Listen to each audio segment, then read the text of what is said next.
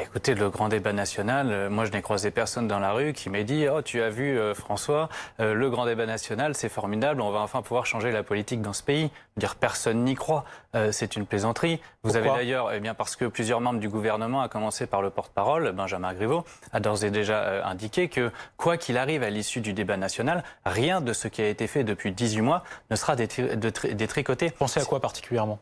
Eh bien, notamment aux dispositifs fiscaux qui ont été adoptés au début du quinquennat Macron au bénéfice des 1% les plus riches, c'est-à-dire la réforme de l'ISF, l'exit tax, la flat tax et le CICE.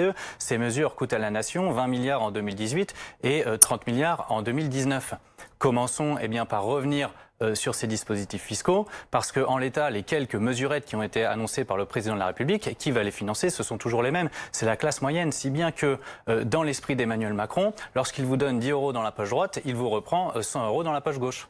Vous, personnellement, si j'ose dire, François Boulot, vous êtes porte-parole du Gilet jaune à Rouen, de quelle manière êtes-vous concerné par cette lutte ?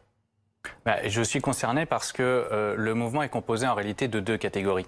Vous avez les gilets jaunes qui sont dans la misère, qui sont modestes, qui n'arrivent plus à vivre de leur travail mais qui ne font que survivre. Mais vous avez également toute la classe moyenne prise au sens large qui supporte sur le poids de ses épaules l'ensemble de l'impôt pour constater qu'il n'y a pas de contrepartie puisque les services publics sont en train de s'effondrer. Les hôpitaux, la santé, la justice et l'éducation.